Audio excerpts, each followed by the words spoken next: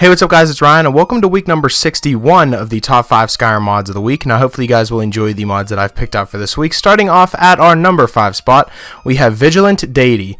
Now Vigilant Deity is a mod that adds a new set of armor under the glass category under the smithing station. Now you don't really have to have anything else other than the glass section unlocked, and then you could use Danger Hearts and other stuff like that and other materials to actually craft this armor. Now this armor, just like last week, is another female exclusive armor mod. I have never really covered many female armor mods, so I wanted to at least cover 2 before I start actually doing the other mods. And this is really cool. It kind of reminds me of like a Tron type of armor look, and it has 2 separate body pieces that you can use. There's a body piece that just covers, like, you know, the chest area, and then there's also a full armor suit as well for the entire torso. Now the one set requires 15 dragon bones, 15 dragon scales, and 7 danger hearts, while the other one only requires 1 dragon bone, 1 dragon scale, and 7 danger hearts as well. So the armor itself is pretty easy to craft, and it's very cool looking. As you can see, the armor looks really cool. I'll show you what it looks like at night, and it even glows in the dark too, which I think is a really cool aspect. You don't really see many armors that can really like glow whenever you're in a cave or glow whenever it's dark outside. So I think that's a pretty cool thing that they included there. We also have the Blade of Lorcan, which has been added into the game, which requires 5 ebony ingots, and it's like pretty much an invisible or a hologram type sword that you can swing at your enemies. It's really powerful and it does a lot of damage, and it also looks really cool as well. So this mod all around adds a new sword and 2 new sets of armor into the game that look really awesome, and they glow in the dark. So what more could you want out of an armor set? That's why it comes in at our number 5 spot, so I'd recommend giving it a try.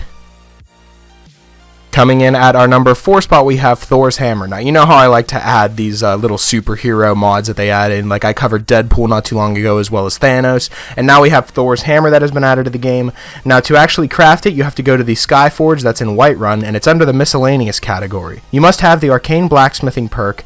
There's one-handed and two-handed models of Thors hammer, and each model comes with 3 special variations: enchanted, calm, and normal. The enchanted one summons a thunder strike right whenever you hit someone, which I think is really cool. I'll show you guys that in a second. And then there's calm, which is, you know, just a different type of enchantment, and then normal, which is something that you can put your own enchantment onto it. So it gives you a lot of variety on deciding what type of hammer you want to use and what type of special powers you want to use. This mod would be perfect if it had its own little, you know, Thor character or a Thor race that you could play as. I think that would be really awesome if they added that in the future. But other than that, if you're a big fan of Thor like I am, and you want to see, you know, lightning strike down upon your enemies, and you want to feel super powerful and feel like a superhero, then this mod is definitely for you. So I'd recommend giving it a try. Coming in at our number 3 spot, we have the Dwarven field generator. Now, I've actually never seen a mod that could create something like this before. Now, what it does is there are 3 different shields that you can craft now at the smithing station, all under the Dwarven section. They aren't very, you know, expensive to create. You'll just need some Dwarven metal ingots, and that's pretty much it. But once you actually have the shield itself, you'll be able to create a ward just by blocking.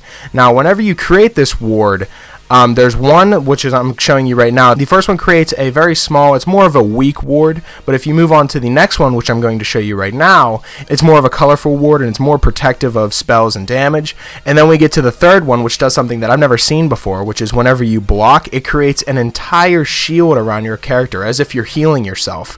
That's the only animation that I really think it looks like. Whenever you're healing yourself and all those little lights are flying around you, that's what it really looks like. Whenever you're blocking, it'll just be flying around you. You'll have a shield.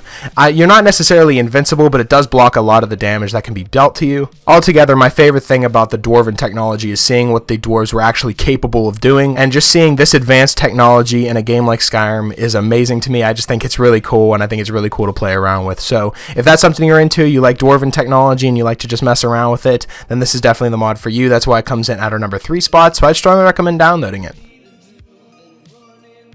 Coming in at our number 2 spot, we have the Mystic Condenser. Now, this mod is actually very, very useful. Now, the mod page reads, "I don't know about you, but I hate it whenever my higher level characters keep finding low level potions and poisons in chests, houses, dungeons, etc. When you have over 300 health, that potion that heals 25 isn't really much of use. Likewise, weak poisons aren't much of a use against giants or dragons either. What can you do with them? Take them home and fill your chest with them? Sell them to apothecaries for a few coins? Just leave them lying around? And soul gems? By the time you even enchant your own items to a better quality that you're finding, why keep all those filled petty soul gems, when all you really want are the grand soul gems?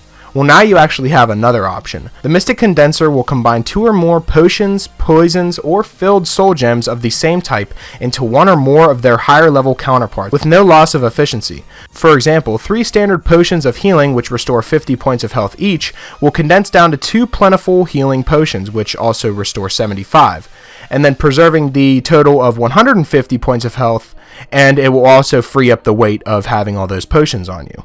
Now, the Mystic Condenser also works on all standard potions, poisons, filled soul gems in the game. However, it does not work on the player brewed potions and poisons as well, so you can't like just create a potion and then upgrade it immediately. These are ones that you have to find in caves and stuff like that. So how useful is that? You'll actually be able to carry around more plentiful potions and make more as well, and it just adds more and more things that you can do into the game, which I always love. I love new crafting tables and stuff like that. I love it when people add stuff like that. So that's why it comes in at our number 2 spot, so I'd strongly recommend downloading it. Coming in at our number 1 spot, we have the Lofty Loft. Now, this mod adds a brand new house into Solitude, and it's really out of the way, but it also has a lot of crafting tables next to it, and it fits in very well. I think that this house fits perfectly where it's placed. This is a house with 1 double bed, some weapon racks and bookcases, alchemy and enchantment stations, a weapon plaque, a mannequin, and safe storage. So it pretty much has everything you're going to need right off the bat, and the rest is all decorative, so I'm going to give you guys the full tour and show you just exactly how they fit everything into this small little area. It looks amazing. So let's begin the tour.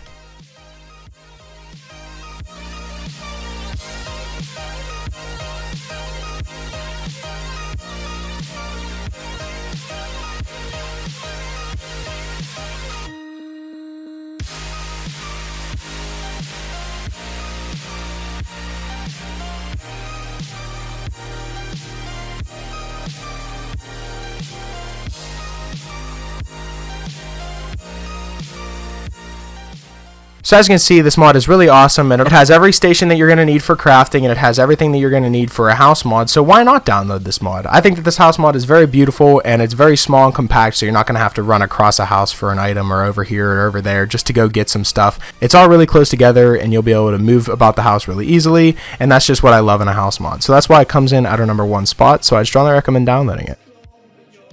So that's pretty much it for this week's episode of the Top 5 Skyrim Mods of the Week. Hopefully you guys did enjoy, and if you did, I would appreciate it if you left a like and subscribe if you're new. It helps me out a lot. And if you have any suggestions for mods that you'd like me to cover in future Top 5 Mod episodes, be sure to let me know in the comment section below, or you can follow me on Twitter. I'll be sure to leave my Twitter in the description, and you guys can follow me on there and leave me suggestions through there as well. And yeah, that's pretty much it. Hopefully you guys did enjoy, and I'll talk to you guys later.